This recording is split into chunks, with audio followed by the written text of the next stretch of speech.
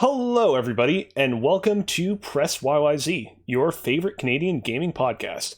You can watch the show live on twitch.tv/PressYYZ every Wednesday at 8 p.m. Eastern Standard Time, or listen to it on your own time on podcast services like iTunes, Google Podcasts, Pocket Casts, and Spotify. We appreciate however it is you choose to support the show, including subscribing to us on Twitch using that free sub that comes with Amazon Prime. But if you don't have any loonies or toonies to toss, no big deal. We'll be here no matter what. This is an unusual episode because we are not recording this on Wednesday at 8 p.m. We're recording this on Sunday at 8 p.m. This evening, we are going to, at long last, be doing our review of the Xbox Series X. We wish that we could have done this episode a little bit sooner, but a pandemic, scheduling conflicts, and a Walmart order gone horribly wrong, in the case of myself, forced us to put off doing this show for a little bit. The good news is that to make up for our tardiness, we have a very special cast of characters available this week to talk about the Series X. As usual, we have myself, Alexander Kazina, and we have Alex Ballant. One Xbox stan reporting for duty. Indeed. However, in place of Mitch, Nathan, and AJ, we have longtime friend of the show, TJ Pvtt Jebus Beckham. Howdy, howdy. And a new face on Press YYZ, Patrick TheLawMorris. Hey guys, happy to be here. Thanks for having me. Yeah, thanks for coming on. I'm really excited to get on with this episode. Now, normally we tend to reserve all of our social plugs on Press YYZ to the very end, but this time around, considering that half the cast are not the normal faces that we typically have on the show, I figured I'd quickly just sort of cede the floor to the two of you at the front so you could just let our audiences in on who you are and what it is that you guys typically tend to do on the internet. So, Jebus, we've had you on before, but if people have severe cases of amnesia and they've forgotten what you do, who are you and what do you do? Yeah, so you can call me TJ or Jebus, whichever works for those listeners. And then I write reviews and opinions and also run social accounts for nextlevelgaming.ca.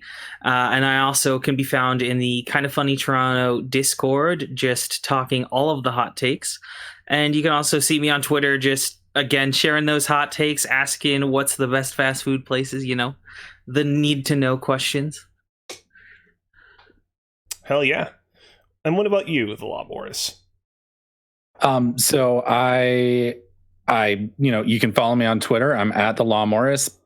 You're not going to get a whole lot of hot tweets. I tweet every couple weeks, if that. And then I also have a YouTube channel called Cold North Productions. Been on a little bit of a hiatus. The pandemic has caused my day job to be insanity right now. But yeah, I recently had a conversation with Blake Harris, author of Console Wars. So go check that out. It's pretty good. And then coming up, I have an interview with Seamus Blackley scheduled. So pretty excited for that too. Neat. Very cool. If I can ask you just a quick little question at the top, how is it that you would prefer that we refer to you, TheLawMorris? Because I realize that that's a little bit of a mouthful. Do you want us to call you Patrick, Pat, Morris, Law? Yeah, you guys can call me Patrick. That's okay. Cool. I definitely prefer Patrick to Pat. So, all right, cool. We'll keep that in mind going forward. So I want to kind of start off our review discussion here of the Xbox Series X by kind of first talking about each of our individual experiences with the Xbox ecosystem before going into the Series X. I'll just kind of quickly go over my own because it's very short. This is the first official Xbox console that I have owned. I've played on Xbox consoles at friends' houses in the past many a time.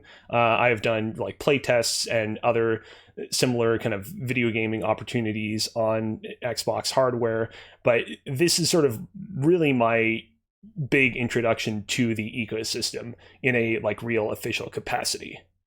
Alex, we're already, I'd say, pretty familiar from past episodes of the podcast of your introduction to the ecosystem, I'd say.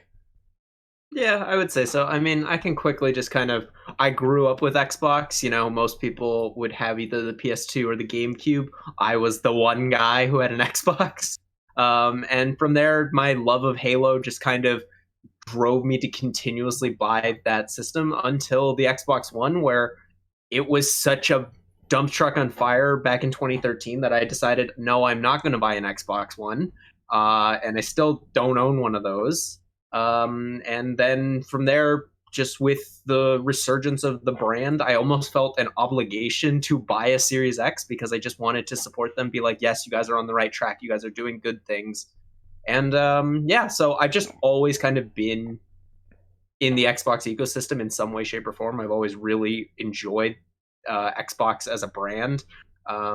Yeah, and just Halo is, I have a Halo tattoo, for God's sake. Like, I love that franchise and will always be a part of me, even if it goes in paths that I don't quite like.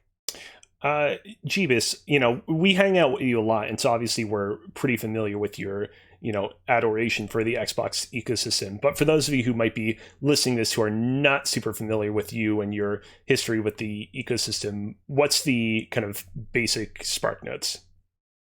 Yeah, so I actually was very much a PlayStation kid for a long time. I had a PS2 and PS3 first, but I don't know if you guys know of a now defunct Canadian restaurant chain, Filthy McNasty's. I had one in real? Xbox. It is. It's dead. Like, they've all shut down. But there was a restaurant chain called Filthy McNasty's, and every Tuesday they would do a draw where kids could win an Xbox original. And from that point, like, I won it because we were the only kids in the bar that night. So, like, from then on, I kind of had this growing love for Xbox that, like, my PS3 had died for the fourth time. Instead of sending it to Sony to get replaced yet again, we just said, you know what, I'm getting an Xbox. And from then on, I just fell in love with the platform. It has been my go-to console. Like, I have had the PS3, PS4, PS5 now, but I think the Xbox platform just, for me, it has everything I want and more. So I always end up going back to it. And Patrick, what about you?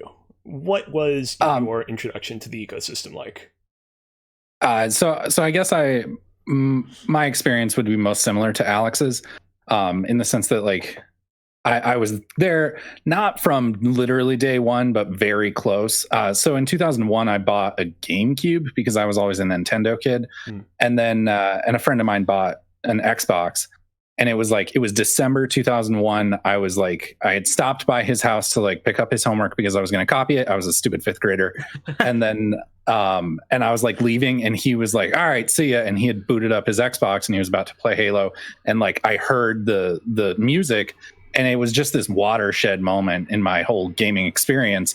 And I just, like, stopped dead in my tracks. And I was like, okay, well, we have to play this right now. And I mean, I fell in love with Halo, and then and I got an Xbox 6 months later. I played Xbox for 4 years. I bought a 360. I wasn't able to get one at launch, but I got it about a month after. And then I did succumb to the Xbox, the dumpster fire that was the Xbox One in 2013. But in my defense, I waited until January of 2014, so I've got that going for me. But then, ever since Phil Spencer took over, I do agree with you, Alex. I really feel like he's just been steering the ship absolutely in the right direction. And so I bought, admittedly, and, like, recently in the past few years, I've kind of taken up collecting as well. So I have bought too many Xbox Ones. I have the original VCR one. I bought the One S. I bought the One X. And then I really, really wanted to get the One S all digital, but my wife told me no. So then I was lucky enough to get a pre-order on a Series X, and here I am. I feel like they're just the ecosystem. They're just every opportunity they get to make the right move, they're making it. So I'm really excited about it. You talk about being a collector of Xbox consoles. Did you also get your hands on a Series S? So I did. So it was. I still have a day job. I'm not able to, like. I'm not at the point where I'm doing anything gaming related for a living. But I put my day job on pause when pre-orders went up, and my wife and I just sat there like computers, phones, tablets, just trying to pre-order as many as we could. We were lucky enough to get 2 X's and an S, and then a friend of mine got another S. And so I did get my hands on an S, but I have a large group of friends that were all trying to get them, and so we just redistributed those at cost, so that everyone could get one. So unfortunately, I don't have an S in my home yet, but I will. Sure. I was asking that because, this episode is going to be called the Xbox Series X review.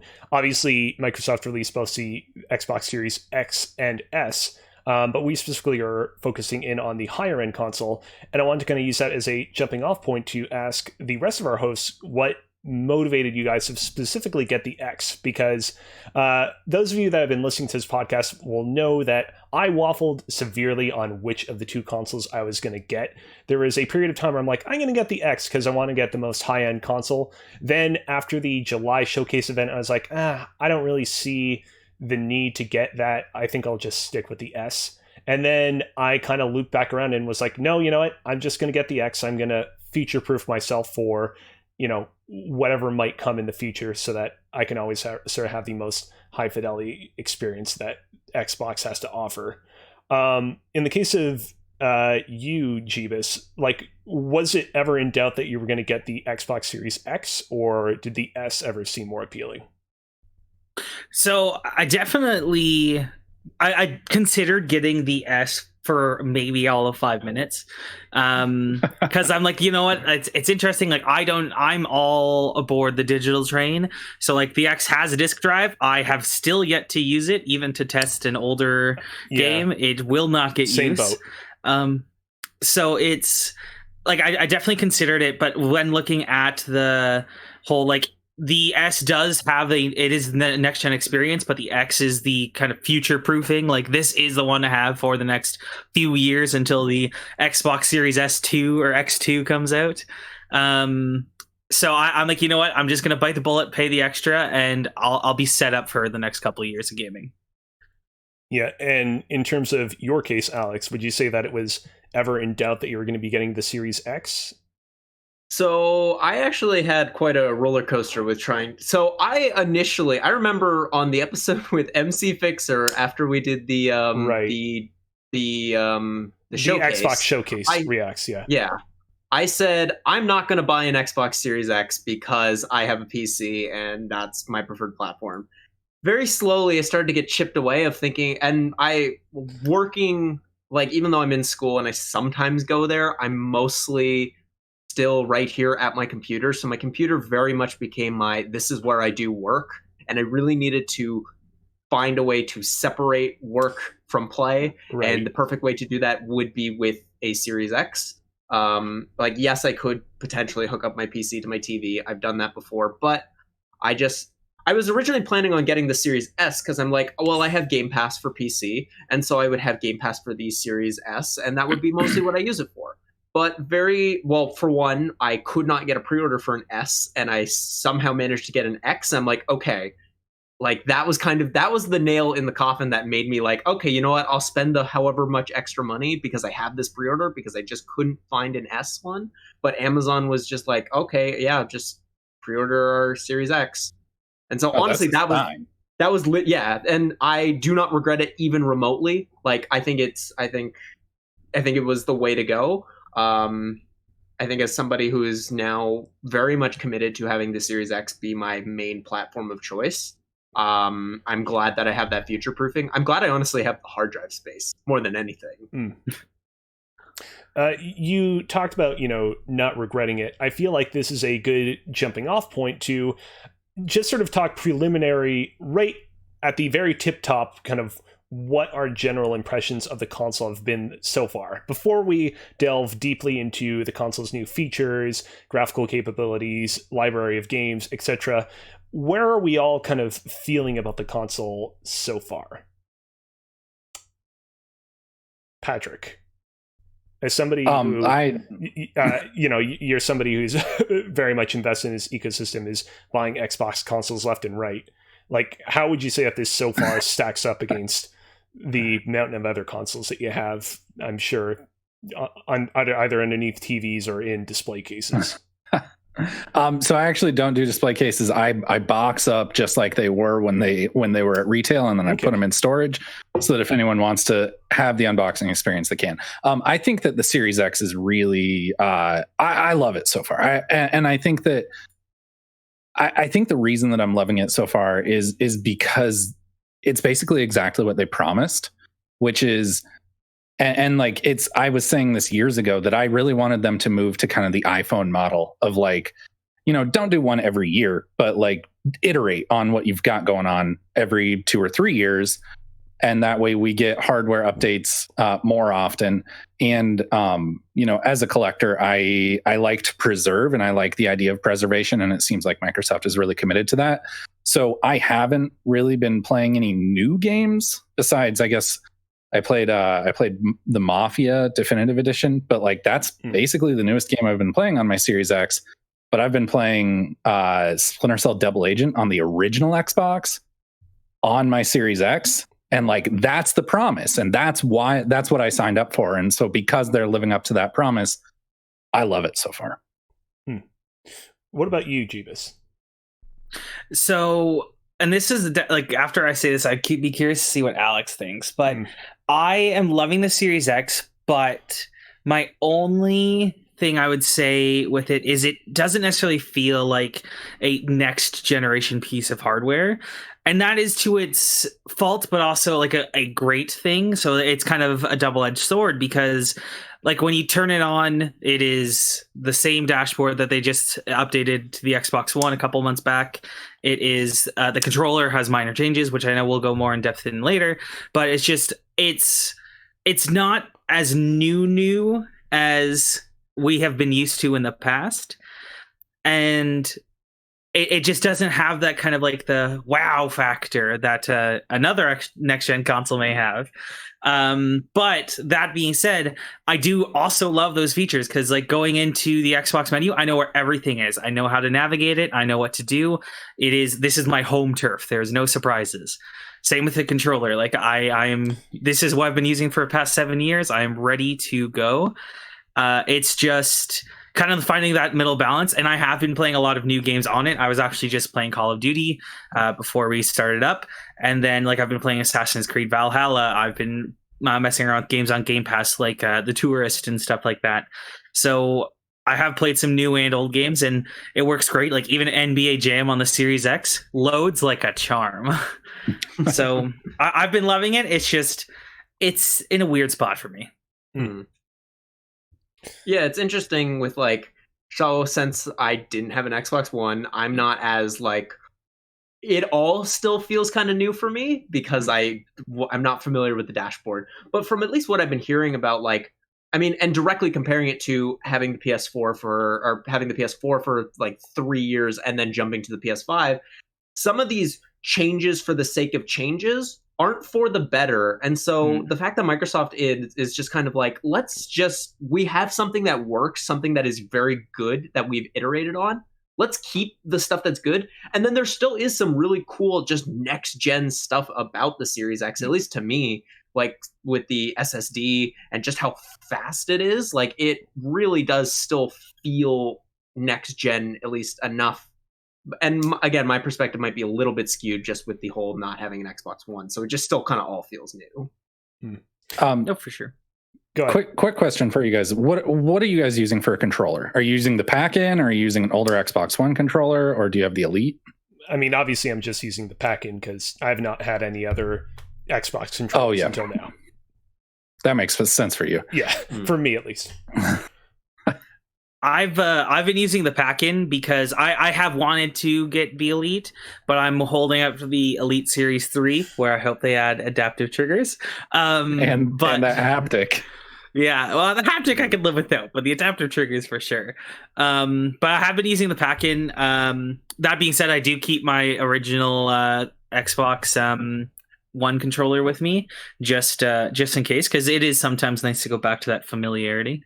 Yeah. So I collect Xbox controllers like fucking trading cards. So I have 6 Xbox One controllers right now. Ooh. So I've got the Pack-In Series X one, I've got the Cyberpunk one, I've got a Design Lab one, I've got a red one. I do have the Elite 2, which has been my default one that I've been using.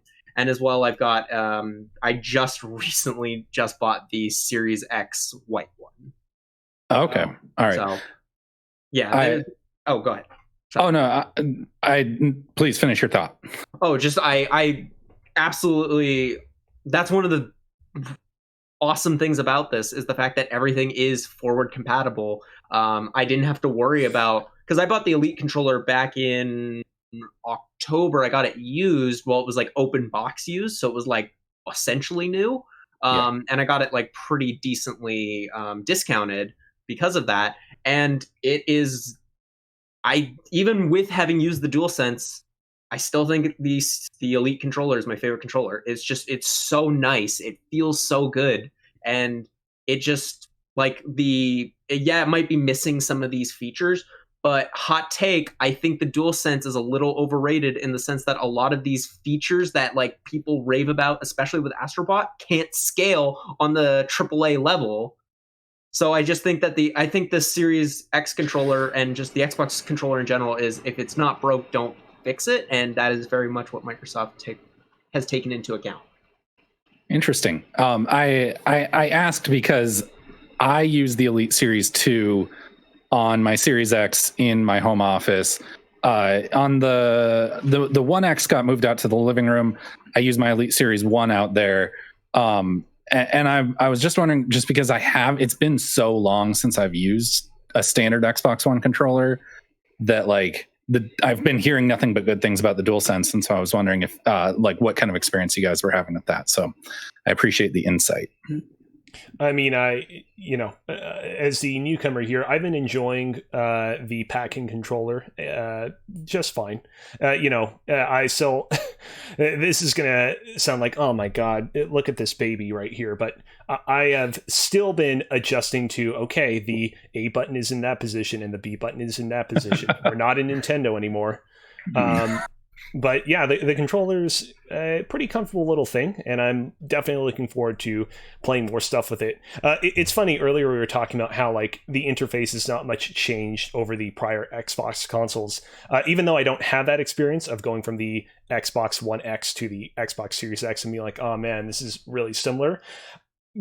Going through the interface for the first time, I'm like, this still feels oddly familiar, despite the fact that I have no reason to think it's familiar, and I don't know why that is. But on the flip side, I feel like it's actually made going through it not as difficult as I thought it was going to be, even though I do think that there are some quirks here and there for me still to suss out to fully become comfortable with the console.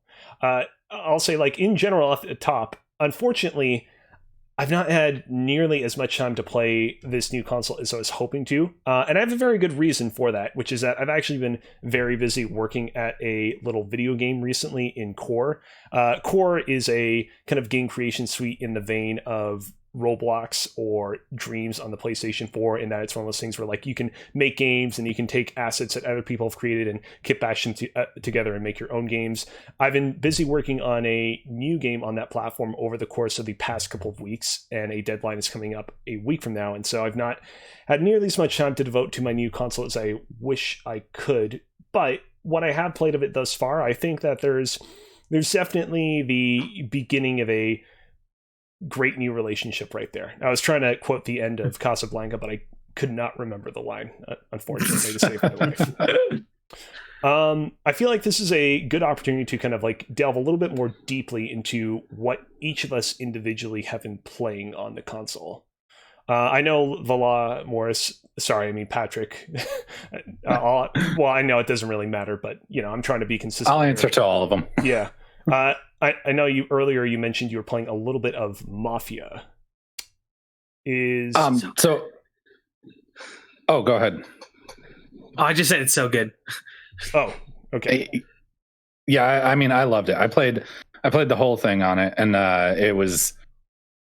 it's number one, it's gorgeous. It is a stunningly beautiful game, and like I never played the original, but like as far as remakes go, it seems like it's grade A. And then it was a situation where the lighting is so good, it's hard to tell if there's actually ray tracing in the game, and there's not, but like it's really tough to tell that there's not. It looks that good. So I loved it. I highly recommend it. I sadly haven't been able to play it on the Series X, so I'm very jealous, but I did play it on my PC and can confirm it is a fantastic must-play game. Is it one that has been optimized for Series X, or is it just using the backwards compatibility?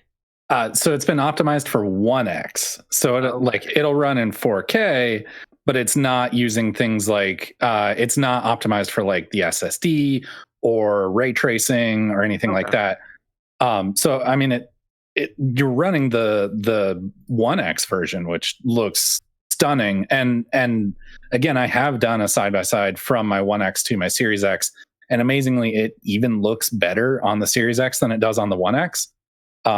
But it's just an amazing game. I really loved it. It was I mean, it's not going to be in my Game of the Year conversation, but that's just because I don't put remakes in my Game of the Year conversation. So.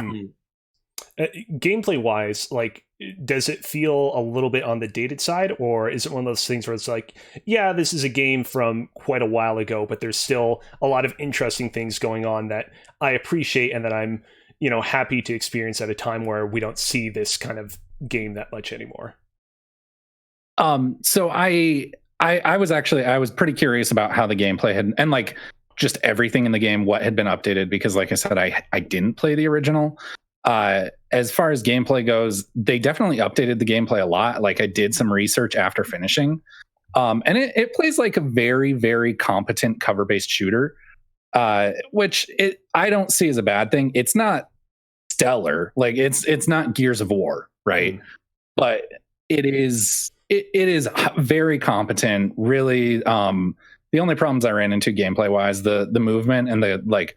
Sometimes snapping to cover got a little bit wonky, but besides that, shooting felt great, really responsive, and like movement. Driving was really awesome because I think driving and like emulating, I mean, we're watching some footage here, emulating the feeling of these older cars and how A, heavy they were, and B, unwieldy they were, is something that a lot of developers really struggle with, and I think that they did a really amazing job with it.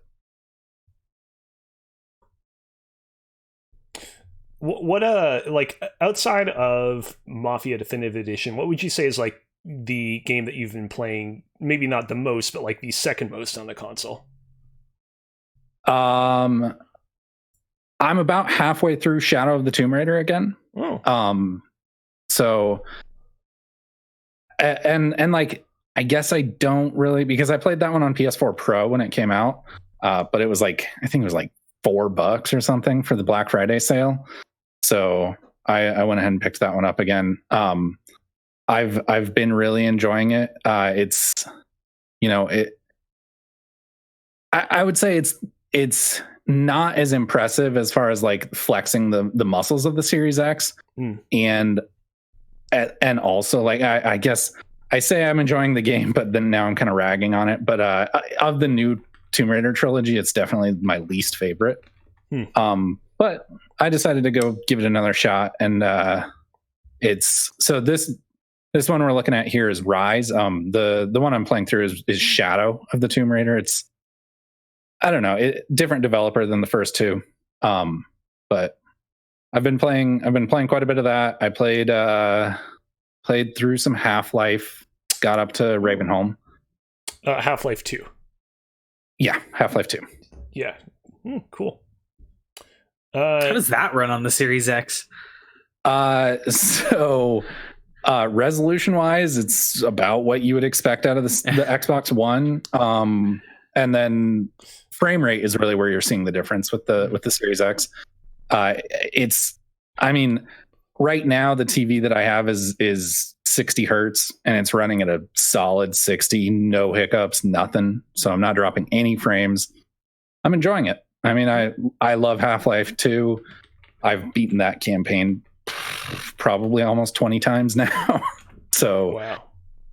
It's just kind of one of those things that you just know it so well that you don't really see the difference.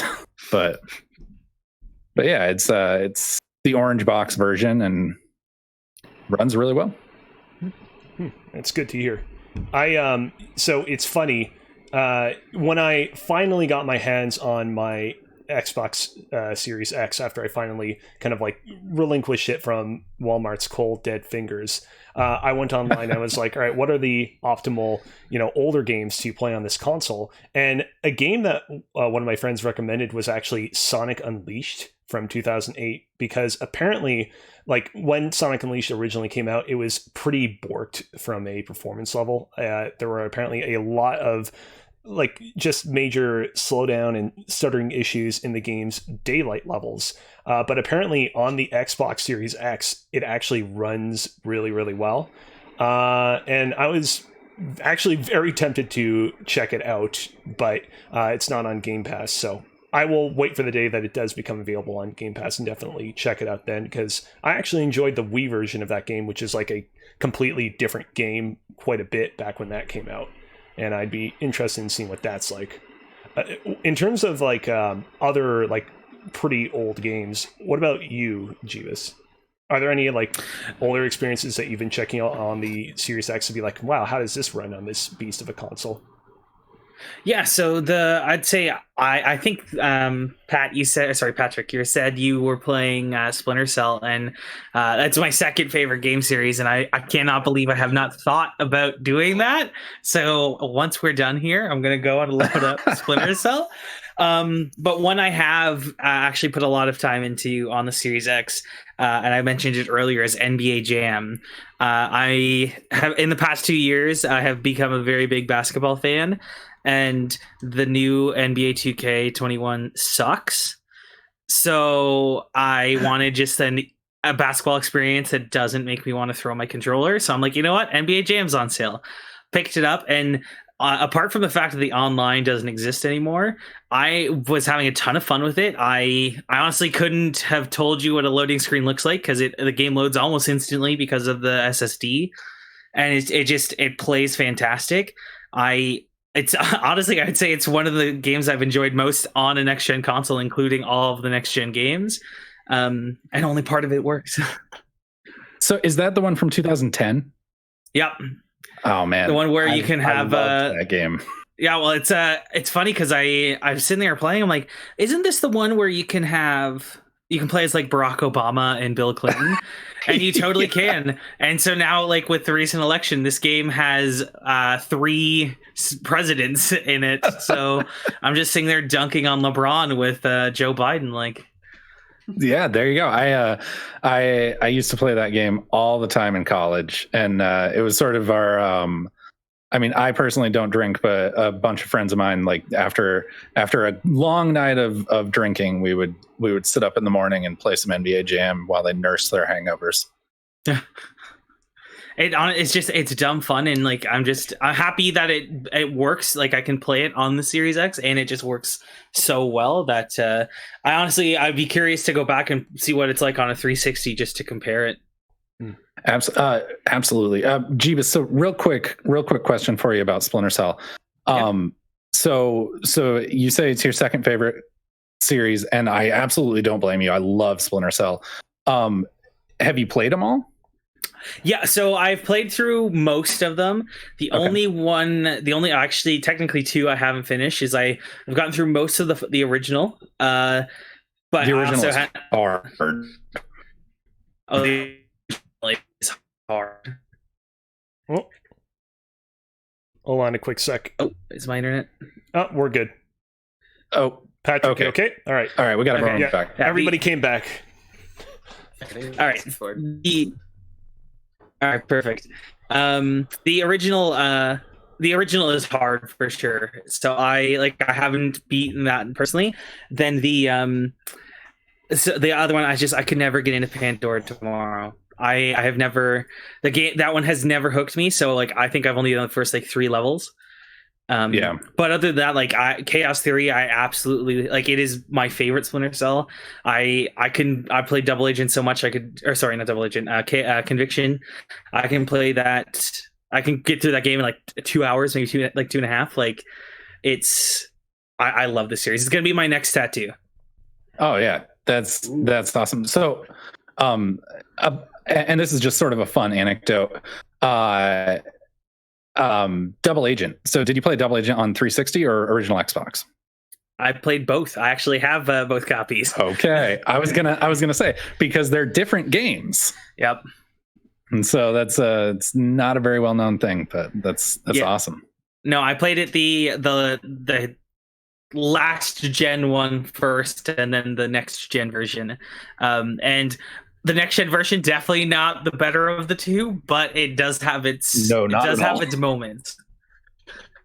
Like I love the final mission in that one preferably, but other than that, the Xbox version or the GameCube versions where I played it originally was the best. Yeah, for sure. I mean, it was basically Chaos Theory 2, which Chaos Theory is the best one. 100%. That's facts. I feel like, people that have been listening to this podcast consistently over the past couple of weeks know what you, Alex, have been playing, I'd say, the most of the four of us. Are there any like new games or new experiences within the past week that you want to highlight, or any particular revelations about games you've been playing since the console's launch that you want to kind of bring to light here?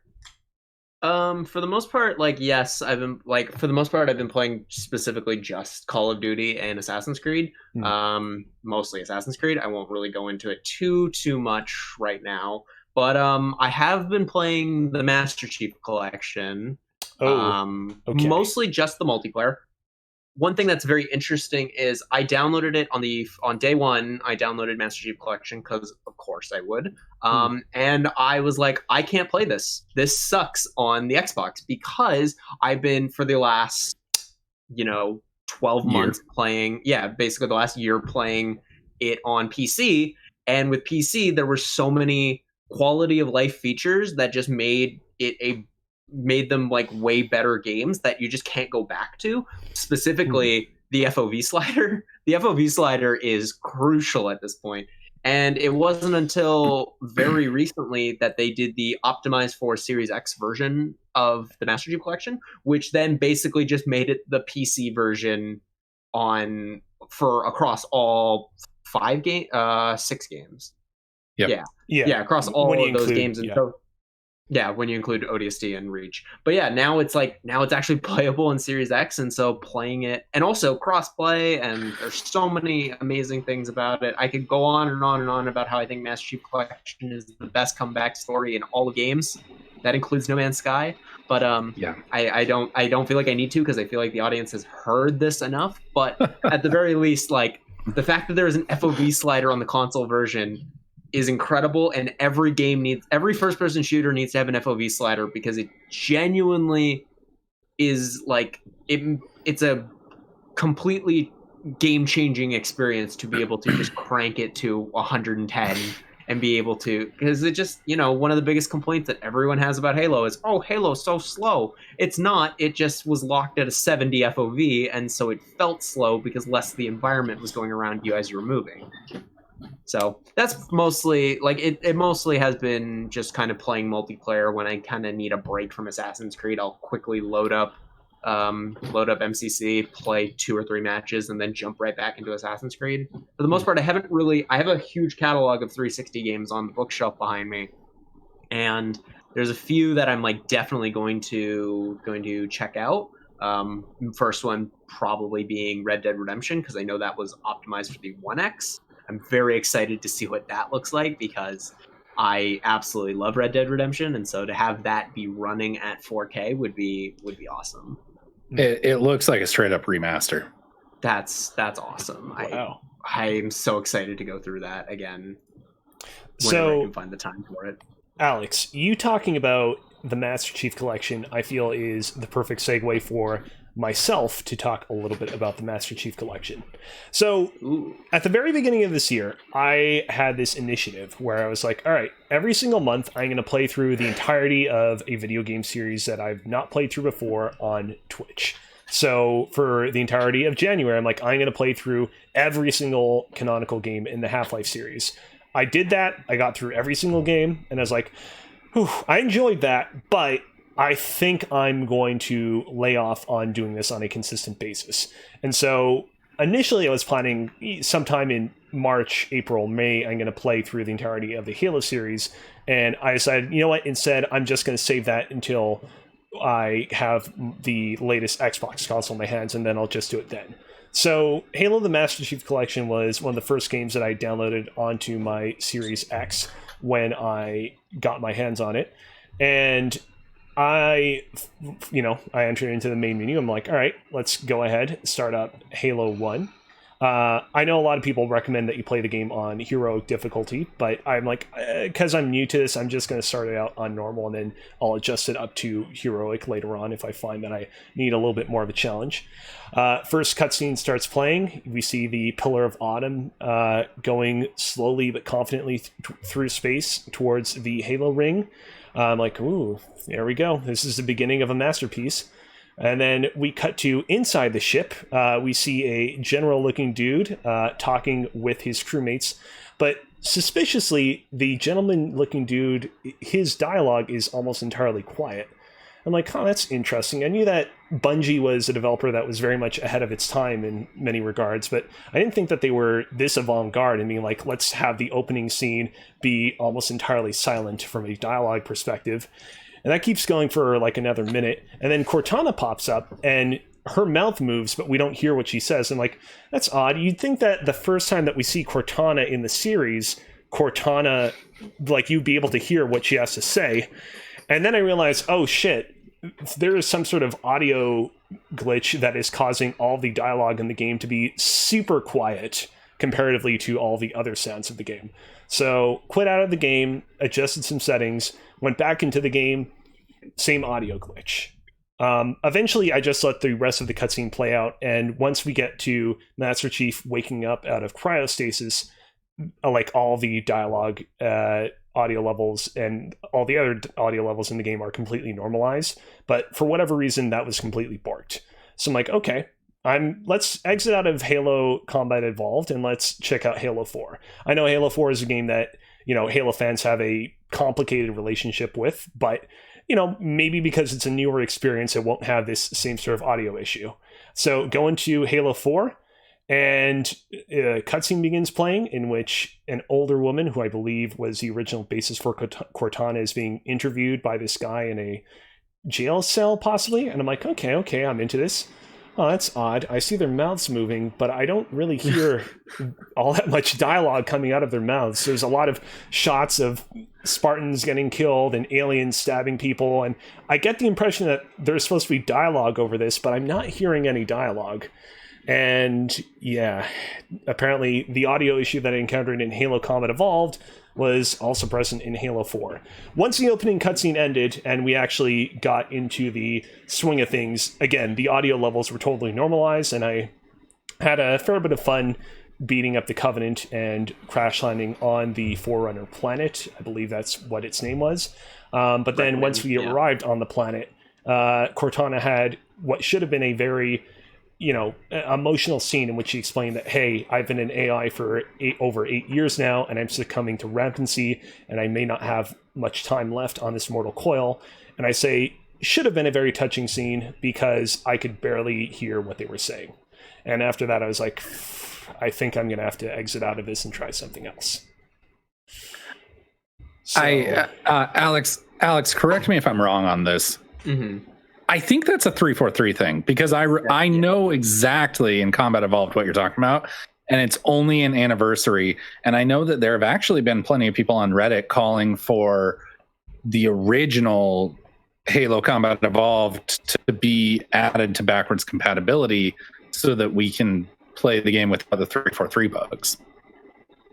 Yeah, there's a lot of audio issues that have come from. I know Reach was very like when Reach came to PC, that was very like plagued with a lot of audio issues that have only recently been fixed. There's some really good the monthly updates on Halo Waypoint really go into detail what exactly is going on behind the scenes when it comes to how the audio engines for these games work, because the Xbox, the 360, and the Xbox One all handled audio very, very differently. And so to take all of that code that Bungie, not really making their stuff future proof, because why would they, kind of jumbled all together. So to be able to like put that all together has been a huge task for 343. And so I'm not like, this isn't excusing them in any way, but there's a lot going on behind the scenes when it comes to Master Chief Collection, and just getting it to work the way that it does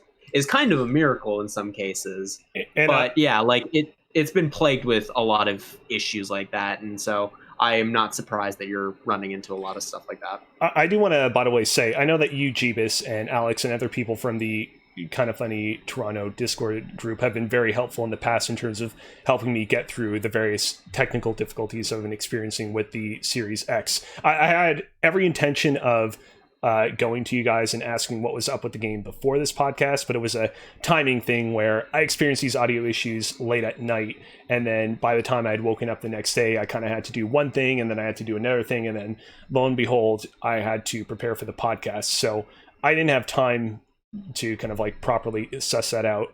And I do want to say that like I am not going to let this kind of poison my experience with this series. I am going to try my hardest to make sure that I can thwart this audio issue and go into the games with a fresh and open mind and experience them as they were meant to be experienced.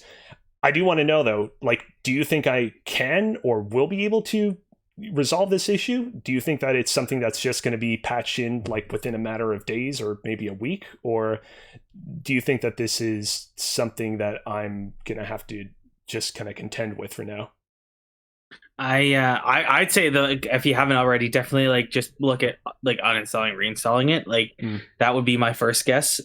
Just I know it's 100 plus gig download, but that will hopefully fix it.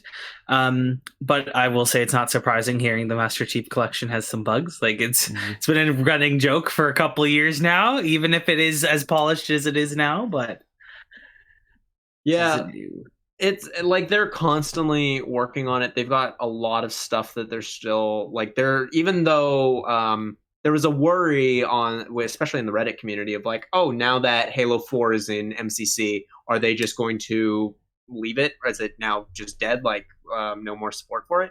And that seems to not be the case. Like they've already laid out like what their future 2021 plans are going to be, so there's constantly going to be new support for it. When it comes to that specific issue, I don't know I'm not sure if this is something that like, is it just your game in particular? Because like I've played through all of the games, not on Series X, mind you, but just on the PC version. And I've run into some, like I remember when Halo Combat Evolved first came out, I ran into that issue quite a little bit, but I've played it since then and have not had that issue on the opening cutscene. So I can't say if it's your game in particular or if it's like a running issue, but I would heed TJ's advice of just uninstall or reinstall it, because I feel like, and if it's still persistent, then it's probably a bigger issue overall. Yeah, I definitely want to echo the uninstall and reinstall, because you never know. I distinctly remember the bug you're talking about, particularly in the Combat Evolved opening sequence or opening cutscene. And like I remember that from Master Chief Collection day one back in 2014. So I wouldn't count on that getting patched out in the next few days. Yeah. But I like, like Alex said, maybe like he's experienced it without that. So maybe it's just some random thing. Uninstall, reinstall, try it again. Worst case scenario, I would say watch the cutscenes on YouTube and keep playing, because the gameplay is totally worth it in those games. Yeah, subtitles. That's I watch everything with subtitles. Outside of the Master Chief Collection, I also played a few hours of Ori and the Blind Forest. It's great. Like, no real kind of complaints there. No weird audio issues. That game's a great little Metroidvania, and I have every intention to get back to it as soon as I can. I know that Ori and the Will of the Wisps is the one that was like really optimized for the Series X and S at the console's launches, but I just kind of wanted to start chronologically first before I delved into Will of the Wisps. And finally, I also decided to check out the Touryst, spelt Touryst. This is a kind of little indie dark horse, as it's been described online, that was also like Halo, the Master Chief Collection, and Ori and the Will of the Wisps, really kind of optimized for the Series X and S. It's a kind of like platformer puzzle adventure game hybrid where you're basically running around these tropical islands and collecting coins, collecting items, and sort of solving basic little puzzles, as you'll see me doing in a bit over here. I'm only a little bit into it. I wanted to kind of make sure that I could play it a little bit before the podcast so I could talk about it and also record some of the footage that you can see here. But so far, I am enjoying it. And more than that, I think that it is a pretty solid graphical tour de force. I mean, obviously it's a very different style of game than the likes of the Halos or Ori and the Will of the Wisp, but I mean, this game, unfortunately, the Twitter video that you see right now doesn't do it justice, but on the Xbox Series X, this is a beaut to look at. And so I just wanted to highlight that. I also have put a couple hours into the Touryst. Actually, I think a couple's an understatement, maybe like 5 or 6. I am also very much enjoying this. It's like the little kind of voxel. It reminds me very much of what Cube World, if you heard of that long dead PC game. It reminds me of that, and it is such a. It reminds me of old games where like it starts and it just drops you into the world. There is no like, here's what you do. It's literally just, here's this island, go. And you piece things together as you go. And it's a ton of fun. And it is absolutely beautiful. Like I 100%, like if you have an Xbox, you should have Game Pass. Give this a shot. I'm really stoked to hear you guys both make that recommendation because I love the look of this game, but also my wife recently finished Crash Bandicoot 4 and she's been looking for something else. She's tried to get into LA Noire a few times, but it just loses her interest. And so I was telling her, maybe this kind of looks up your alley. And so I think I'll download this to the living room Xbox and put her on it. I think she'll enjoy it. With our kind of discussion about the games that we've been playing on the Series X kind of winding down, I figured this would be a good time to kind of delve into talking about some of the like improved features, technological, graphical, kind of quality of life or otherwise on the console. Anything that has sort of piqued our interest or anything that we have like a particular story about that we want to share here. I think I have something. So I was provided a copy of Assassin's Creed Valhalla to review from Ubisoft. And I had it before the Series X came out. And I was not a lucky person who got a Series X before they came out. So I started it on Xbox One. And before this generation of consoles, anytime you would get shown footage, it was always like, man, this looks good, but this is also like a video on a YouTube site, like coming through this monitor. Like it's hard to really get a sense of what these games do look like. So playing through on the Xbox One, playing Assassin's Creed Valhalla, I'm sitting there and like on a base console, like, wow, this looks great. This runs really well. And then loading it up on a Series X, I'm like, you know what? I get next gen. It didn't look like big visual improvements, but like 4K, the render distance. There's a tweet that I had put out. I think where it covers. Yeah, I'll see if I can share it with you, but it covers both the Xbox One version versus the Xbox Series X version. And it just highlights perfectly how the small differences that make this game look so good. And it's like draw distance, it's the water textures, it's the 4K. I absolutely loved it, and like I'm so excited now for games coming forward or games going forward now, because you can see that that change. Wow. Oh my god, that's unbelievable.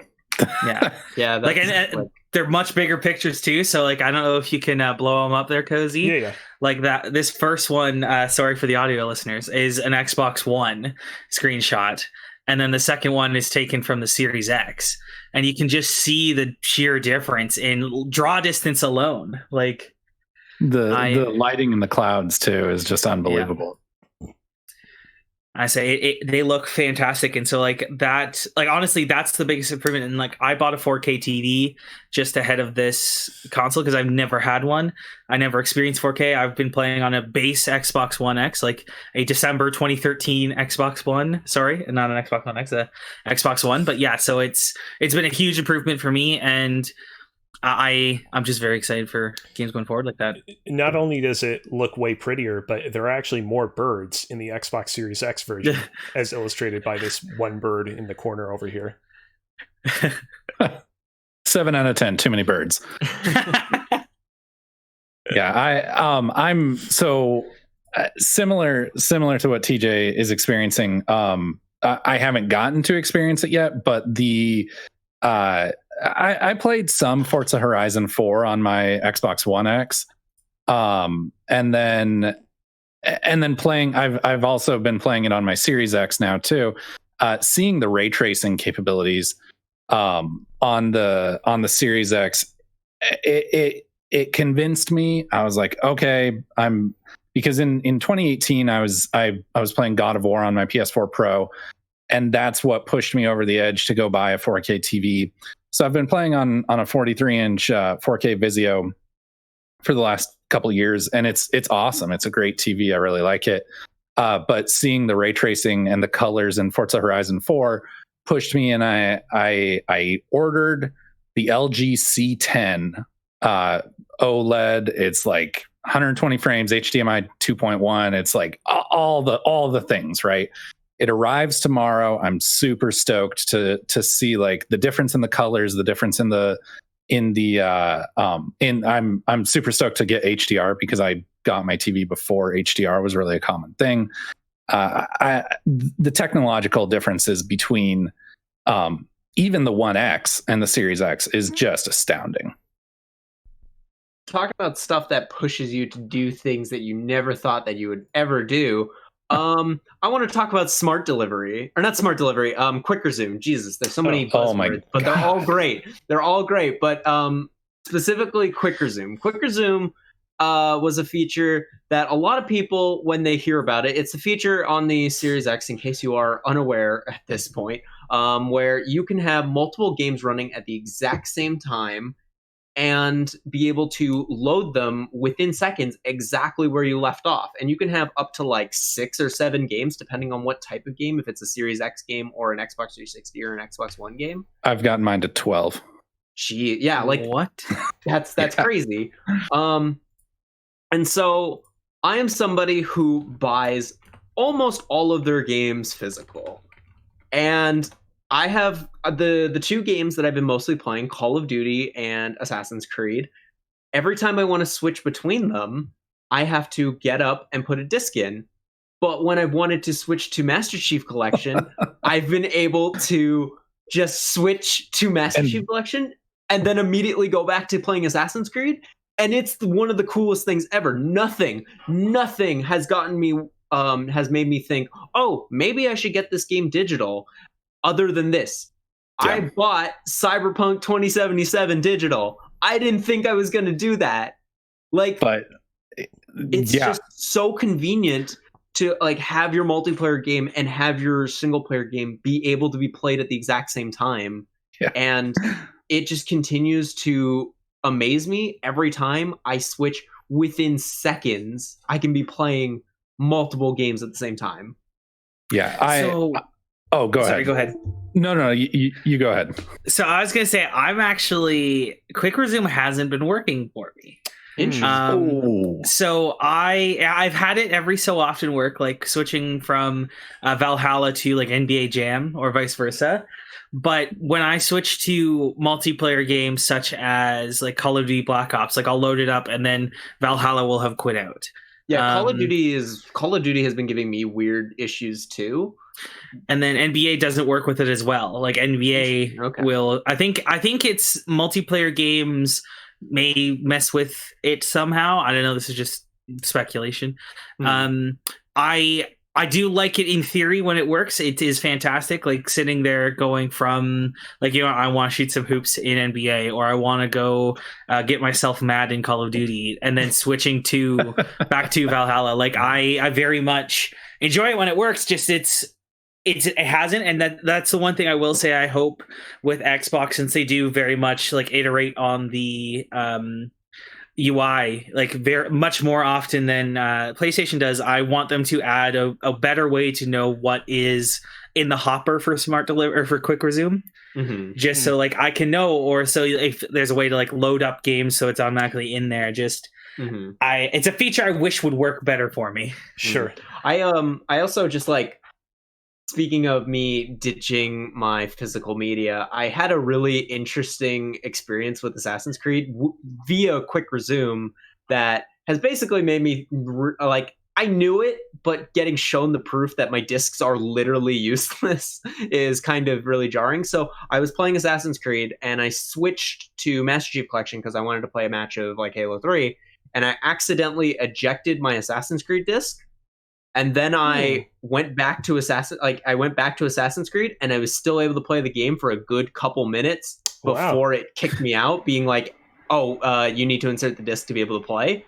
And that was the point where I was like, yeah, literally it is just an authenticator. Oh yeah, it's just a license. Yeah. Quick Resume, I'm really glad you brought that up. It's something that like I think the fact that I forgot to bring it up is indicative of how next gen it really is, because I think that every generation we see things like the touchpad on the DualShock 4 and the light bar and the Kinect. Every generation we see things that we think like, oh, this is gonna be a thing, and then it really fails to integrate itself so seamlessly and become so natural and intuitive for us. Quick Resume has absolutely become incredibly natural to the point that like I haven't gotten a PS5 yet. I will. I'm not in a hurry at this point, but I absolutely will. But I'm sure that when getting it, not having Quick Resume and not being able to suspend 5, 6, 10, 12 games all at once is going to feel it's jarring. It really is jarring not being able to do that and having to fully quit out of Miles Morales to then jump into Astrobot.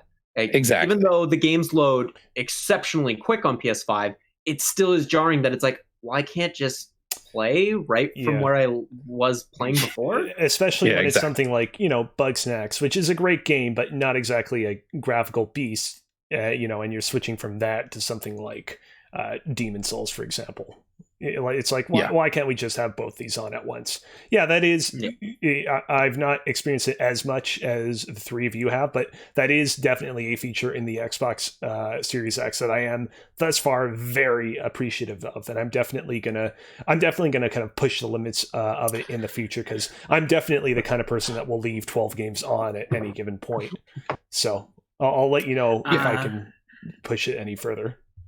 Go ahead. So I do have another feature I wanted to mention, though, and it's not necessarily a next-gen feature, but it is just a highlight of just how Xbox has iterated on what it has done for this next generation, and that's like sharing captures, like screenshots, clips. Is amazing. I have said this before. I cannot stand how the other consoles, both Sony and Nintendo, handle capturing content and sharing it. Well, here's the thing. Just Nintendo has actually seen the light and have made it as convenient as Xbox. It's not though. You actually have to scan 2 QR codes when really? Yeah, you have to scan a QR code to pair with your machine, which then switches the Wi-Fi. and then you have to scan another QR code to upload the photo to your that's phone. the most Nintendo thing I've ever heard. Yeah, like it's better, but it's still like both Sony and Nintendo like have made it just, it's not nearly as easy to share your content, which meanwhile on Xbox, like you can set it up where when you capture content on your Xbox, you'll get a notification on your phone saying it's ready to share. You don't even have to set that up. It just does that if you have the Xbox app installed, which was surprising. Like after I took the first screenshot and I got the notification on my phone, I'm like, oh, cool. And that's why I've been sharing so many screenshots of Assassin's Creed on my Twitter account, is just because it's so easy to just collect them on my phone and then just make one big post about them instead of having to do them all individually like you do on PlayStation. And you can only send it to Twitter. Yeah. And I mean, just the Xbox app in general, the new Xbox app experience and how integrated it is with the console. The fact that you boot up your new console and it says, hey, do you want to open up the app to set up this console? And then that can just take you through the whole setup wizard is just, I'm kind of with you, and like, I'm not ready to say that's like next gen, but like it is. But it's yeah. So actually, what's next gen? What's next gen about the app? And this is something I just did the other day, is the fact that you can download games to your console that you don't own. And then pay for them later. And pay for it later. So like if Alex, for some reason, still wanted to keep buying discs, he could have downloaded Cyberpunk on his console, put it in on the day one, and still just been able to play, not including updates, but that's a different issue. But the fact that you can just go and download, like I downloaded Cyberpunk before I bought it, so like it's ready to go, and like you can do that with just any game at all. Like that's awesome. Oh yeah, absolutely. And I mean, that's going to lead to so many impulse purchases of like your friends badgering you, like, oh, well, just dude, just download it. It won't cost you anything. And then you get home, everyone's online, they're playing, and they're like, then suddenly it's like, oh, I'll just drop $40 and I'll play with them right now. And like, it's already here. I already have it downloaded. That's going to be a huge feature. Oh yeah, I can see a day where like a new game starting to come out, like Far Cry 6 it's close to release. I don't know if I'm going to get it, but I'll download it just in case. So if the day comes, I'm like, you know what? It's out. I've got to download. Let's play it. Just buy it, done, start it up. Yeah. So now like the days of FOMO are going to be so much less, because you can just have the thing on your console. And if you see all your friends on Twitter posting about how much they're enjoying this new game, you can just, all right, I already have it downloaded. Might as well just buy it and be part of the conversation right now. Because like it is this generation, and this is something I've heard said a lot, is this is just the generation of convenience. Every decision that I feel like Microsoft has made has been how can we be more convenient for our customer base? Because clearly the people who are still buying Xboxes are super loyal. We want to reward them for being as loyal as they are. So let's do it by making our shit super convenient. Yeah, Microsoft is just making all the right. I mean, I've said it before. They're making all the right moves right now. And they have to. They're in a position, like, let's be frank. Sony sold 120 million PS4s. Microsoft sold what, like 45 million Xbox Ones? They haven't even released a number on it because exactly. 1 million of those were me alone. So like, wow. They're in a position where their backs are against the wall. They've got to be making the right decisions. But to their credit, they are.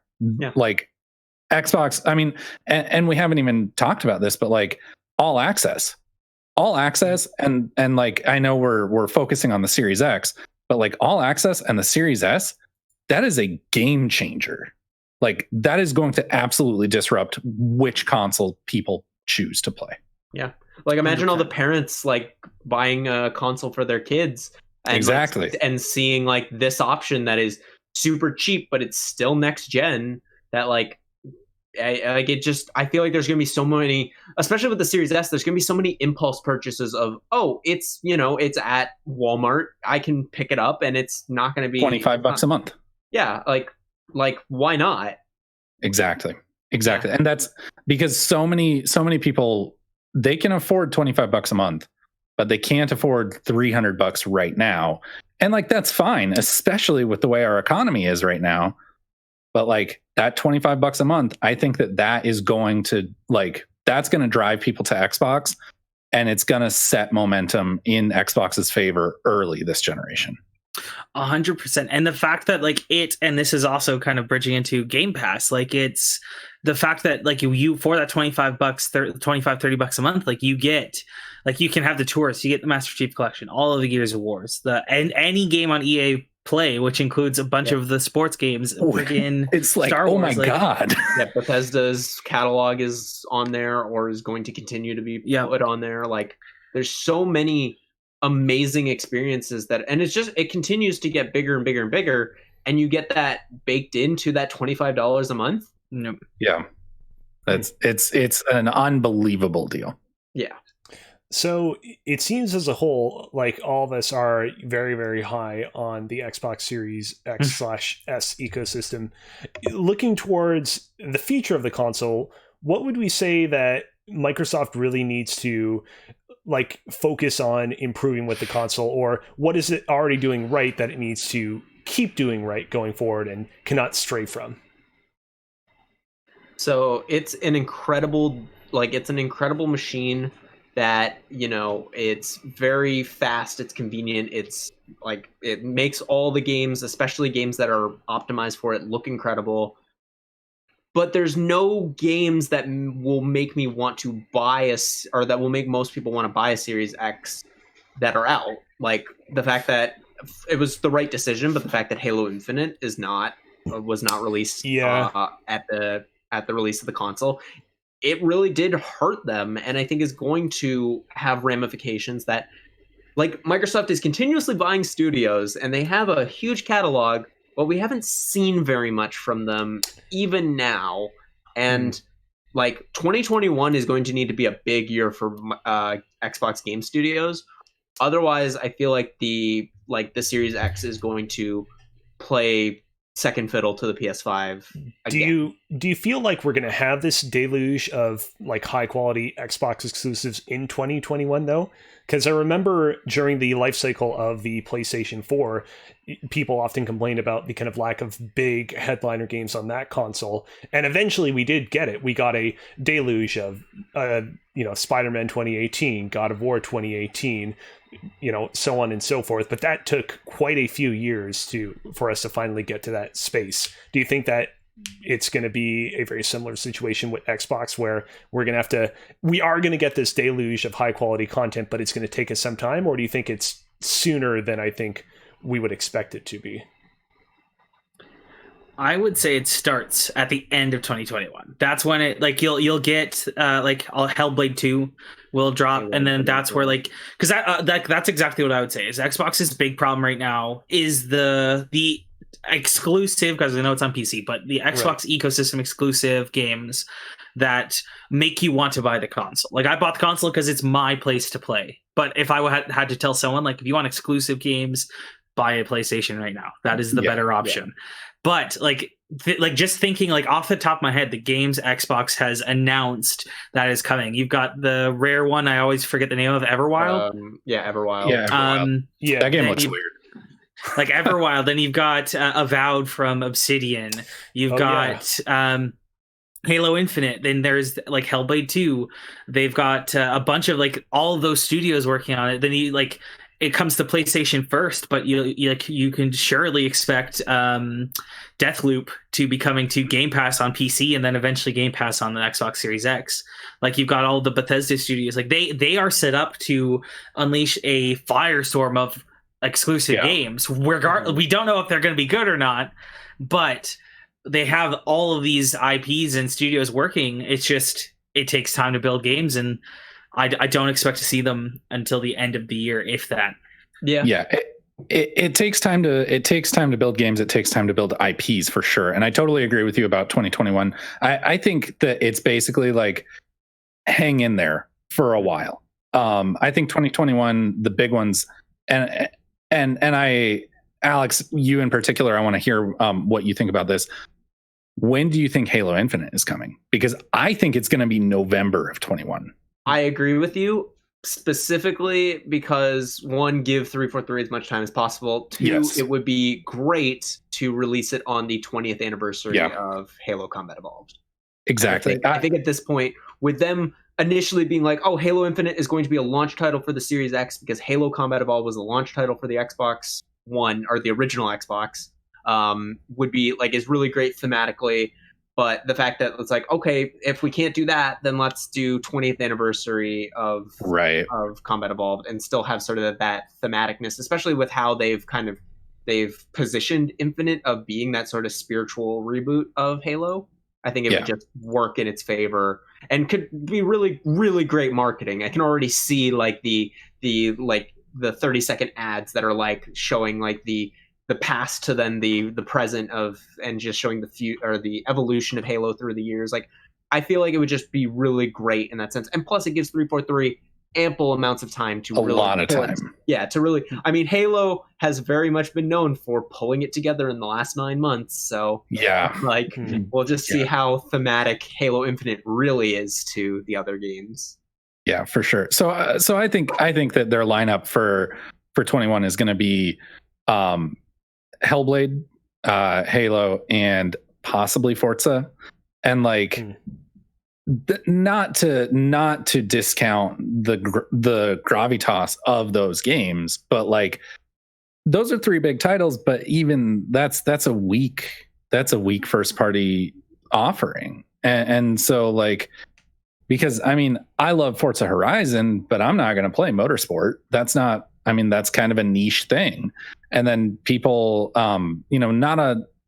Hellblade did well enough, but like, it's not God of War, right? And Halo, people have kind of lost faith, and like, I think rightfully so after Halo 5. Yeah. And so I think it's sort of a hang in there thing. Once we start getting into 22, we'll see Avowed, we'll see hopefully Doom 3. Initiatives game. Yeah. God, when are we going to find out what that is? Yeah. But you guys both mentioned Bethesda, and I wanted to ask you guys just to get your take. Do you think that they have stopped working on the PlayStation 5 version of Starfield yet?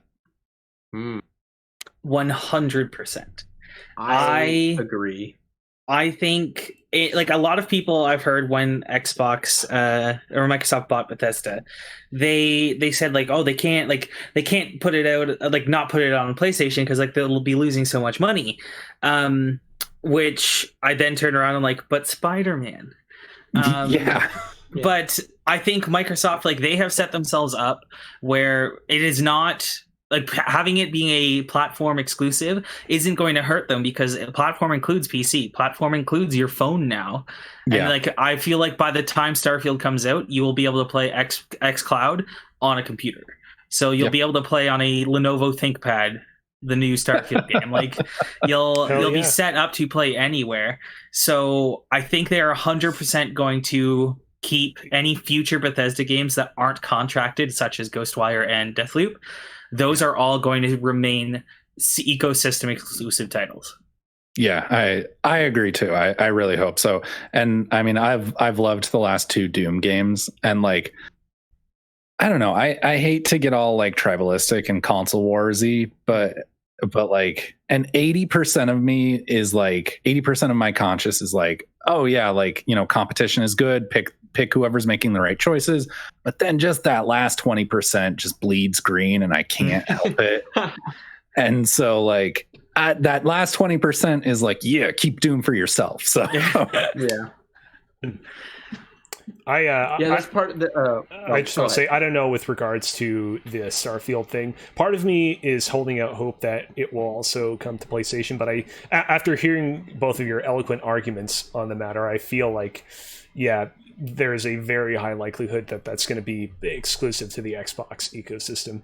But obviously, we'll see. There's still a lot that we don't know, even a few months out from the acquisition.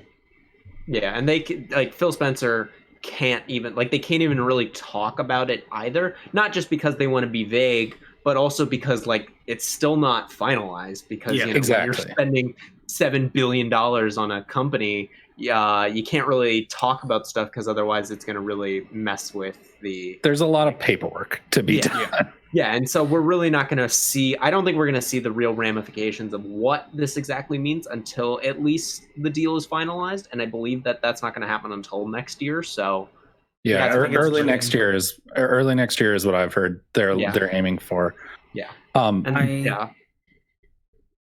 I think with Bethesda, like Microsoft is the best company to have purchased them, and I personally do want them to stay on the Xbox ecosystem because again, one, like it's a $10 entry fee to play Bethesda games now. $10 you can get it on your PC. $16 you can play it on your Xbox, your PC, or your phone, or your tablet, or your computer when that eventually happens. It's just so easily accessible that it. Like I would have no issue with it. And then the other thing is Bethesda games historically glitchy as hell. And if they only have to worry about developing for 2 platforms rather than including PlayStation, I'm okay if that means the game's more polished. That PlayStation 3 cell architecture with the RAM leak on Skyrim. Oh yeah, just never-ending sweet rolls. Do you before we kind of wrap up, this is a question purely in the realm of like hypothetical fantasy, but during the PlayStation 4 era, it was really cool to see the God of War series get a breath of new life in the form of God of War 2018. People had loved that series beforehand, but God of War 2018 brought it to an entirely new echelon. And I'm just kind of curious from the three of you, can you see any particular Xbox series that already exists undergoing a similar sort of evolution? Do you think that right now there's a game that is like in the kind of same echelon as what God of War was prior to God of War 2018 that could get the 2018 treatment this generation? So I can't think of the same echelon specifically because I can't think of any Xbox games that are like God of War, but like that's already happening. I mean, Fable is being redone by Playground Games. Yeah, Fable's being redone by Playground Games. The Initiative's rumored game is a Perfect Dark game, and you've got Halo Infinite, which is theoretically a reboot of the series. Like they're already starting to do this. That being said, couldn't think of an Xbox exclusive franchise to do it to because there's not that many. Yeah. At this point, like the ones that like really are even still going to this day, like Gears of War is kind of still on its same path, but still, I feel like Gears 5 really brought some new life into Gears, but like I don't think you would see anything on the same caliber like with the next Gears game. And besides that, what other franchises do you really have? Too much? Well, so we all of our minds just jumped straight to Fable, and I honestly I really think Playground is the studio to watch right now. I think that they absolutely have the potential to jump up into that Insomniac, Naughty Dog, Santa Monica level studio. But it's I know we were mentioning it before, but like Splinter Cell was born on Xbox. Splinter Cell has always been very closely associated with Xbox. To me. Ubisoft has been teasing Splinter Cell a lot forever. They've been putting Sam Fisher in a lot of different games that aren't Splinter Cell. God, that moment in Ghost Recon in the DLC where he like stops and where they tell him that Snake is gone. And he stops and he like looks off and he's like, I'm the only one left. And it's like, oh God, as someone who loved Splinter Cell and recently just fell absolutely in love with Metal Gear Solid, that really hit me hard. But no, I think that maybe Microsoft strikes up a deal with Ubisoft to bring Splinter Cell back in a big way and make it platform exclusive. I could see it. I mean, the only thing I would say that would kind of stop that with being platform, maybe console, is just Ubisoft is in bed with the big streaming services being Stadia and now Luna. I think that would be the only thing to circumvent it. but I still like. I don't think that's out of the realm of possibility of it being exclusive to Xbox, but also available on Stadia, PC, Luna. That I could totally see. But I think, honestly, again, Splinter Cell's second favorite franchise. I'm all for it. I'm a little scared to think of what a 2021 or 2022 Splinter Cell game would look like, just because it's been so long. I mean, we're almost coming up on the 10-year mark of the last game in the franchise. I know. I loved Blacklist. Wow. It's so it's definitely been a while. I think actually the only game I could think of that I would love to see a reboot, remake, whatever, for in this next generation. And I think it's kind of the only thing Xbox is kind of lacking in terms of like what they have they're working on, and that is Fusion Frenzy. Oh, I was going to say Fusion Frenzy 3. We need it. Yeah. Don't even reboot it. Just make Fusion Frenzy 3. I didn't even know there was a sequel. Like, I didn't know there was a 2. Yeah, there's a 2 on 360. I've only ever played the first one and had an absolute ball with it, and I would love to see them do a third one, or like a completely remake or whatever. But I mean, I don't think it's a game you need a remake. Just make another one, and bring it to a new. I feel like if you do it right and put it on Game Pass, it'll be a huge hit, because a quote unquote free party game, like, I'd absolutely love it. Once the pandemic is over, a Fusion Frenzy 3, by the way, anyone who hasn't played Fusion Frenzy that may be listening, it's on Game Pass. Download it right now. It's awesome. As long as we're making those shout outs. Also, NHL 94 just got added to EA Access, so go download that too. But like Fusion Frenzy, I totally agree. That one absolutely needs to come back. I don't know. You were saying that, like, out of what Xbox is missing from the types of games that they're making, but I mean, when you think about it, Nintendo has Mario, PlayStation has Astrobot. I think Xbox needs to bring back Blinks the Time Sweeper, because that would be an amazing. That would be a fantastic remake. A friend of mine was making a YouTube series a while ago where he like would revisit old games and like review them in a modern lens. And I trolled him and I was like, yo, you should check out this Blinks game. It's awesome. And he was like, oh, I've never heard of it. I was like, it's some of the best gameplay you'll ever experience. And he was pretty thoroughly mad at me for a long time about that. But it got a lot of views, so he wound up doing the second one too. Well, I mean, you just got to say you're welcome, and let's hope we get that. Let's hope we get that remake sequel. Exactly. And I'm sorry if I'm making us run long, and it's fine. You guys have so many ideas here. I wanted to ask while we were talking about the acquisitions and Microsoft buying all these things, and Kozi, you mentioned Sonic at the top. Do you guys think there's anything to this Sonic rumor? Is Microsoft, is Daddy Phil getting out the credit card again and going to swipe to pick up Sega? So I'm not. Is that the extent of the rumor, that they're planning on acquiring Sega? So they've mentioned and they tried to downplay it quite a bit, but like they mentioned that they're interested in picking up a Japanese developer. There have been a lot of things that have hinted at Sonic and like Sonic in relation to Xbox, like tweets and stuff from official accounts. So it's sort of one of those like conspiracy theory type things at this point, of like it could be a wink and a nod, or it could be them like actually hinting at something. But I mean personally, like Alien Isolation was one of my was absolutely on the short list for my game of the generation last generation. And I think that if anyone is going to give Creative Assembly the freedom to go make another Alien Isolation game, it'll be Microsoft. And so like personally, I just really hope this all happens, because then Creative Assembly will make another Alien game. I mean, I don't really know with regards to like talking about the Sega rumor as a whole, just because, there are a lot of IP that Sega owns that feel like it would be perfectly comfortable on Xbox. Like, we recently, Yakuza Like a Dragon, for example, is a big headline game on the Xbox Series X, and obviously Sonic fits in pretty well there too. But then you get into stuff like Persona and the Shin Megami Tensei series, which is like, that is so, just tied. They're just in bed with Sony there, right? Especially with Persona. Yeah, so at this point, I can't discount anything after the Bethesda acquisition. So I'm just going to put my hands behind my head and say, I suppose we'll see.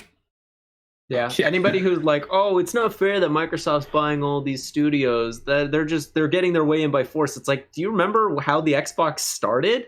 They literally, that's literally what they did at their inception. It's what they're known for. They have that fuck you money that they can throw around. Like, that I feel like especially in the hands of Phil Spencer, is only being used for good so far. And let's hope it continues to be like that. But like, it really is, the possibilities are literally limitless of what could be purchased. Exactly. I definitely think, like, I'm looking here at like the studio Sega owns. I think Sonic would be a huge acquire for Microsoft, but I think honestly it's their other studios that would be the bigger ones, specifically Creative Assembly, because not only Alien Isolation but the Total War series, that would be an amazing thing to add to Game Pass for PC. You've got Relic Entertainment, who's done the Company of Heroes and Dawn of War series. Atlas, so that's Persona there. Like, you've got all like those games, like those three studios alone just would make the entire thing. Even Atlas alone, like, one of what I would say, I'm not a big JRPG guy, but to my knowledge, like, they are kind of like the top echelon of JRPG game developers. I feel like having that, like bringing them into the Microsoft fold, having it so you can play Persona 5 Royale on Game Pass, the next Persona, like Persona 6 on Game Pass day one, would be huge. That said, I don't think they're going to buy Sega first. I think they're going to buy From Software first. I was going to say From would be the only other one that would like be more of Microsoft cutting Sony at the knees. I think they've been very buddy. They've been getting more buddy with FromSoft. They like FromSoft was in that Japanese showcase that Xbox did. Elden Ring got revealed at the Xbox E3 event. I think it's 2018, 2019. I can't remember. Like, so they have had a growing relationship. And I think if FromSoft were to be brought into the fold, that would be a huge, absolutely huge get. That would shake the industry, and not, I mean, it wouldn't be quite as big as the Bethesda thing, but like, I think just for one studio, it would be basically as big as it can get, just because of how closely associated, those FromSoft games are with PlayStation. Yep. Yeah. Although the funny thing is, while it would definitely blindside Sony, now that Sony has sort of brought Demon Souls back into the forefront of the public consciousness, they could theoretically still keep the kind of Soulsborne style of game alive on their console by just going forward with more Demon Souls. Yeah. And do you know, does From or Sony own the IP for Bloodborne? I think so. I don't know. I can't confirm. Because I mean, at this point, Bluepoint is, I think Sony owns Bluepoint also, and like with their experience with Demon Souls, Bluepoint I think would absolutely be competent in moving forward with either a Demon Souls 2 or Bloodborne 2, and so they could keep it alive in that sense. Yeah, it seems like Sony is the owner of the Bloodborne IP. Okay, yeah, and that makes sense. Yeah. It's not a Sunset Overdrive thing. Yeah, I don't think Bluepoint's independent. That said, regardless of if Microsoft buys FromSoft, Bluepoint's going to be bought by Sony soon. Oh, for sure. It's just 100%. It's a given at this point. And like, if Microsoft were to buy From, like that, like Bluepoint would become the PlayStation Soulsborne. Like they would do Bloodborne 2. The Bluepoint would no longer be making remakes. They would, because I mean, based on rumors and that have kind of swirled around in the past, I feel confident that Bluepoint's next game will be Metal Gear Solid. And I think that if Microsoft were to buy From, then immediately Bluepoint's next game is no longer Metal Gear Solid. It becomes Bloodborne 2. Yep. Anything else about the Xbox Series X that we wanted to bring up before we wrap things up? I love it. Good luck buying one. Yeah. I think the only thing I would want to touch on briefly that I didn't touch on, just the controller. Like, again, the fact like it is very minimal changes from the Xbox One controller. The D-pad, like I haven't used an Elite, but I absolutely love this adjusted, like I guess 8 directional D-pad. It feels like the fact it's a ton, like the fraction of a bit smaller, but it still feels like substantial in the hand. The texture I wasn't a fan of at first. I was like, what the hell? But then like maybe 5 minutes after playing, I'm like, you know what? I get it. I understand why it's there, and I'm okay with it being there. I still capture my screenshots the old way just because I'm so used to it. I keep forgetting there is a button dedicated for it now. But other than that, like I love the controller. I do, like as we joked earlier, I think PlayStation does have a one-up specifically with the adaptive triggers. I think, to me, that is the most next-gen thing about the PlayStation 5. That sounds like a veiled insult, to be honest. It is a tiny bit. I mean, like the haptic feedback's nice, but it's fancy vibrations. Like it's, I don't know. I've never been a big fan of vibrations. I don't like it. I don't like the HD rumble a ton. Like, so yeah, I was going to ask, when was the last time you played a game with HD rumble? I think I tried a demo of 1-2 Switch. Like, exactly. This was the point that I was trying to make when I was talking about it. Was like, I just don't think that the especially that part of it, the like haptic feedback of the DualSense, I don't think that's scalable, because like when you play something like Astrobot was super, like from like start to finish was filled with it, but that game's only 2 hours long. So you can and it was designed as a tech demo. Yeah, exactly. And so I just don't think that, like, when you think of a 30-hour Naughty Dog game, that's just not scalable to the, like, to be able to have it be every single, like, there might be little uses of it at certain, like, specific gimmicky. It's going to really feel more like a gimmick in other games using it that aren't specifically designed for it. And that's why I don't think, like, I think the adaptive triggers are more important than the actual haptic feedback of the, like, of the DualSense. And I really do hope that Microsoft does take that into account with whatever the next line of Xbox controllers are. Agreed. I think honestly, like the haptic feedback for me, like I actually had to stop playing Astrobot for a few hours because the haptic feedback actually made my hand sore. Like the vibrations were just too much, which is something I've never experienced before. It's so like I could live without it, but again, the adaptive triggers, it blew my mind. Like I'd heard people talk about it, but actually like using it, I'm just like, that is so cool.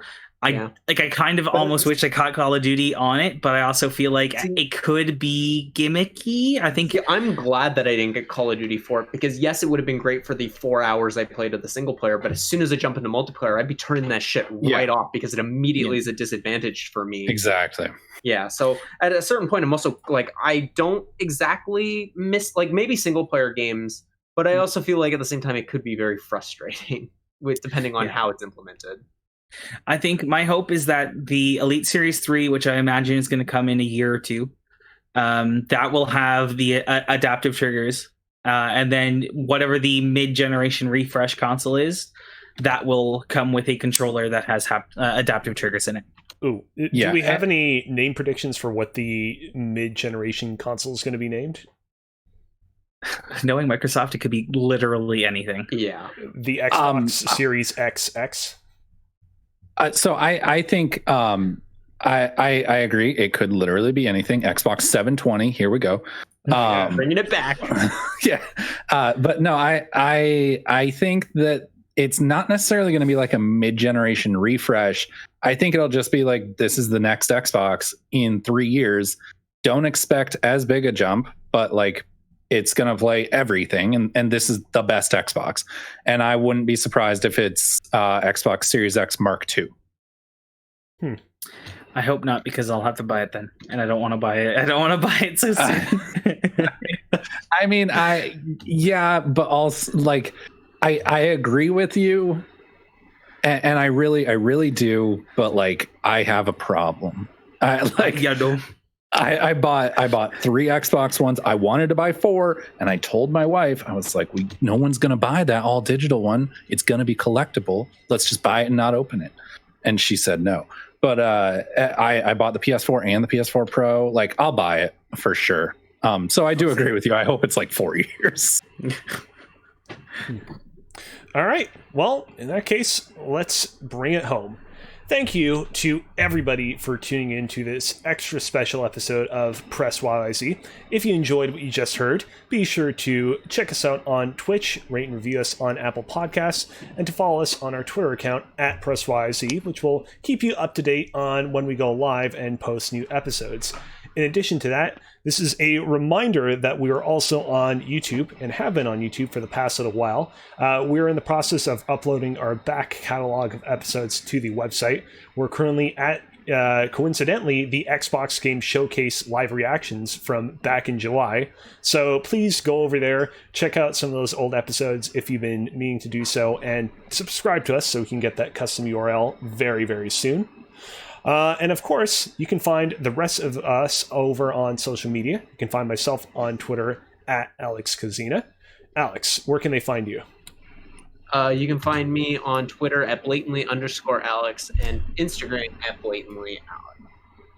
TJ? You can find me on Twitter at Pvtt Jebus. That's Pvtt Jebus. And then you can also go visit the nextlevelgaming.ca website where you can find stuff that I write. Cool. Patrick? You can find me at Twitter at TheLawMorris, and then on YouTube, Cold North Productions, and just subscribe. Hopefully I'll start getting some content back soon. So Totally. All right. Till next time, thank you for playing. Take care, guys. Toodle.